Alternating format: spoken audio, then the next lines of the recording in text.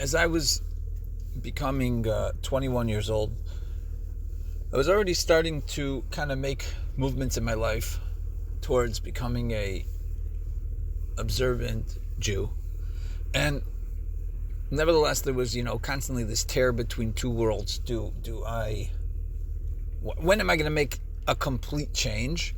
And while I'm making the complete change, what are the things, so to speak, on my bucket list? What are the things that I want to do before I make a complete change in my life, halakhically, according to Jewish law? Like, when am I gonna fully commit? So, my friends and I were planning a big trip to Panama City Beach, and our plan was that on the way there we would stop by Indiana University, and we would go to one of my best friends at the time's place, Ryan, have a party there on my birthday, because the first night was actually going to be my birthday, my 21st birthday, so the first time that I could legally drink. So we would stop there, and then afterwards we would drive the entire day all the way to Florida.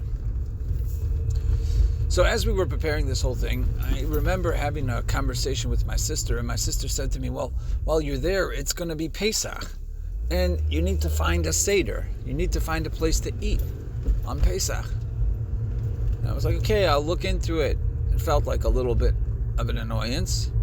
She was like, because if this is where you're going in your life, why should you avoid the Jewish things that you plan on doing for the rest of your life? Like, you could find a Chabad house or something like that to go to.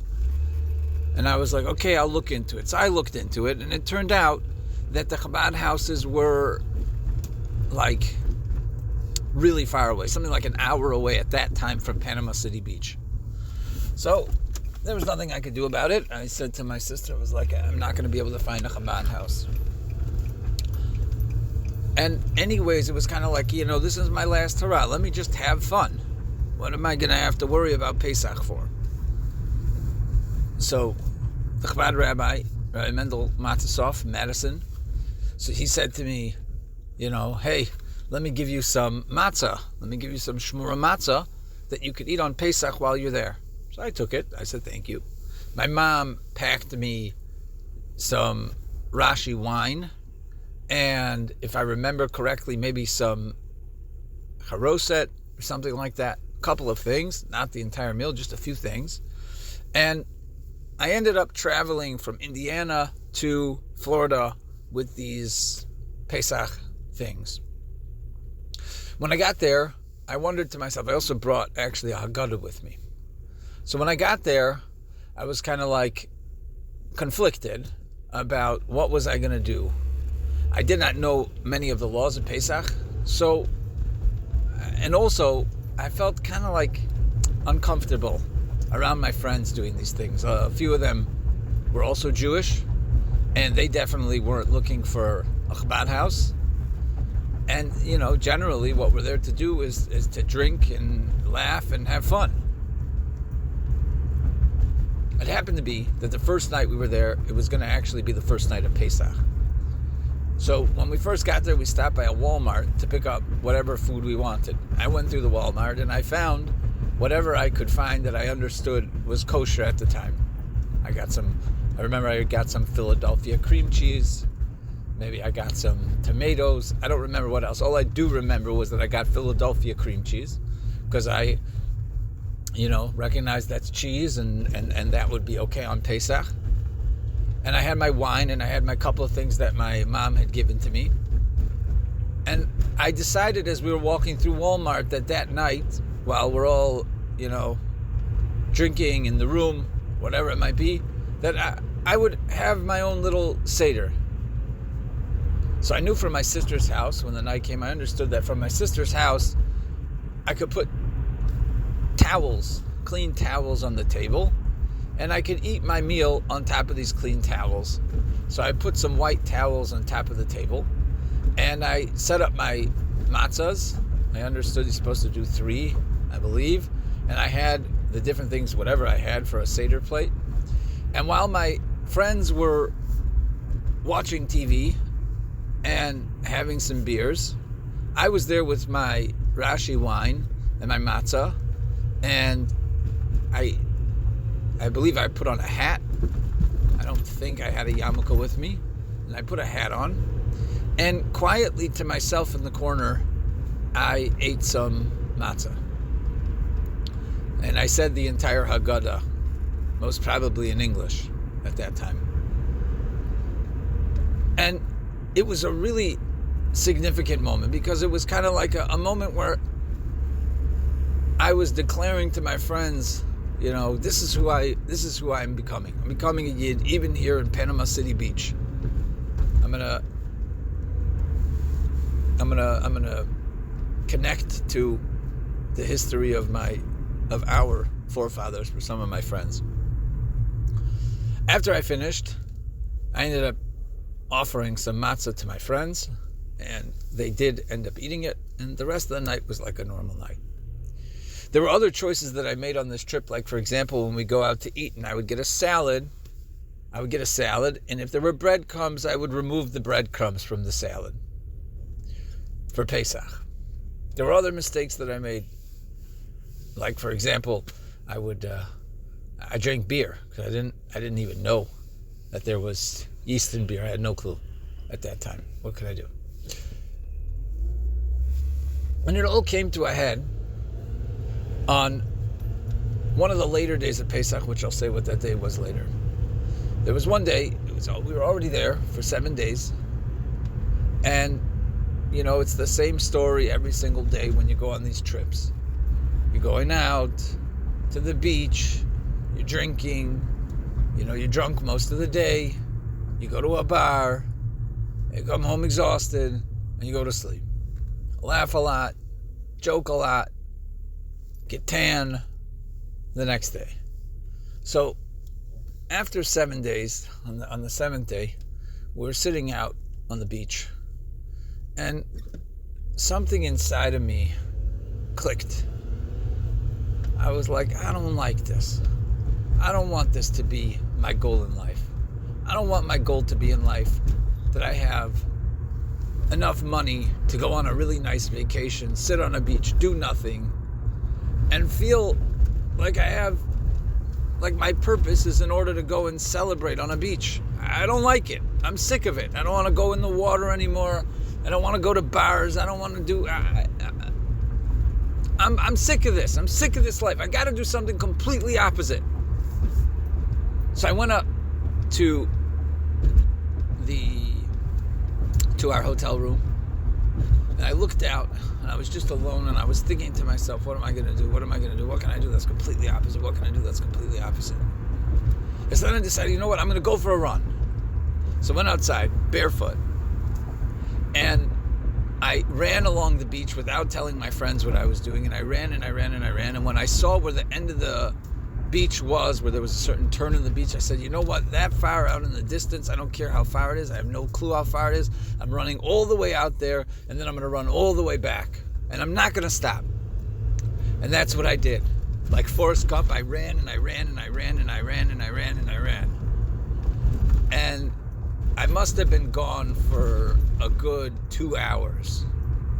By the time that my friends came back, they said to me, my English name is Jacob. They said, Jacob, where were you? We were so scared. We were so worried about you. I looked at them and I smiled. I went for a run. What they don't know is that where I was I was in a totally different state of mind. I was in a state of mind where I realized that I'm not looking for this kind of a life. I'm looking for a totally different life. I'm looking for a life of meaning. I'm looking for a life of connection to Hashem. I'm looking for a life where I can get out of this Egypt that was created, that the best thing for me to do is to go out on a trip like this on a beach for days doing nothing. But I want to do something. I want to do something deep. I want to do something profound. I want to do something mysterious. I want to connect to infinity. And that's where I was. And the only way that I knew how to express it at that time in my life was to run. Because that was the opposite of everything we were doing, which was, just relax, chill, laugh, run, just go. I didn't know. How do I express this? How do I express this feeling that I need a deeper connection with my life, a deeper connection with the world? So I went on a run. And there I was able to contemplate and think in my mind about the person in the life that I really wanted. Everyone should have a spectacular Pesach.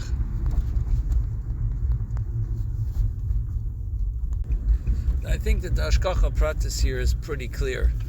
This event occurred on Shvi Shel Pesach, which is a time when the Mitzrim were chasing after the Yidden, which were encamped on a peninsula next to the Yam Suf, next to the Sea of Reeds. And as the Yidden were, as the Mitzrim were approaching the Yidden responded in many different ways. But ultimately, Hashem said to the Yidden, don't fear, stand strong, and see the salvation of Hashem. And the sea split.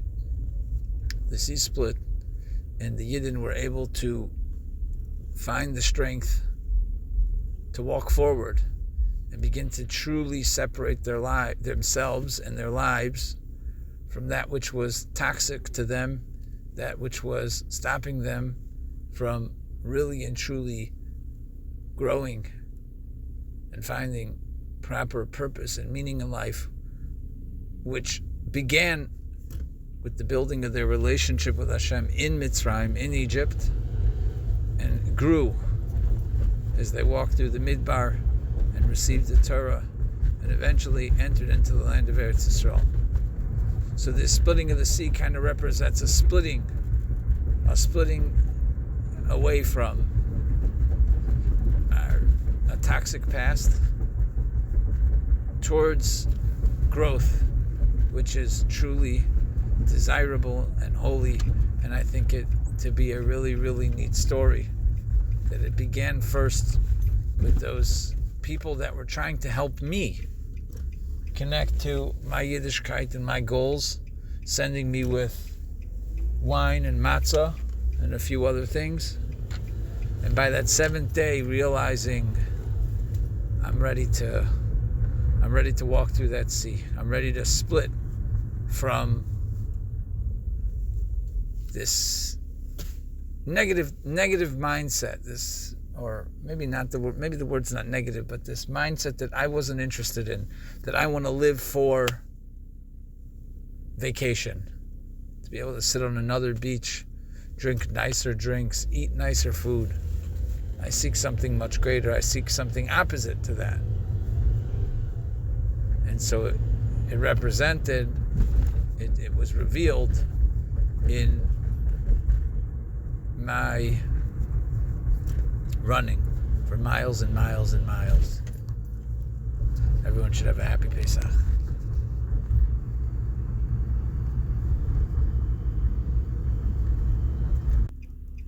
And nowadays is an interesting memory that I want to be able to recall in the future and never forget. I remember one time, Shvi Shel Pesach, many years later, we stay up, it's a minhag to stay up all night on Shvi Shel Pesach, and I have two beautiful memories of happiness on this day, which is the real way to split the water. One, I stayed up all night with a friend of mine, Shmuel Latman. We were learning Torah, and he told me there's a custom to spill water on the ground and to dance in it.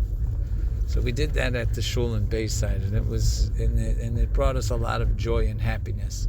So for those that are looking for a nice, fun thing to do on Shvi Shel Pesach, pour some water on the ground. It shouldn't be on a carpet, but on a hard floor. No grass that could grow or anything like that, like marble or stone or something, and dance in that water, and connect your mind to the freedom that began our ultimate freedom towards our Torah. Another beautiful memory was last year here on the west side where I live, staying up all night long learning right next to my brother-in-law, together learning Torah, sharing candy, drinking coffee, and smiling. just beautiful to see the progress over time.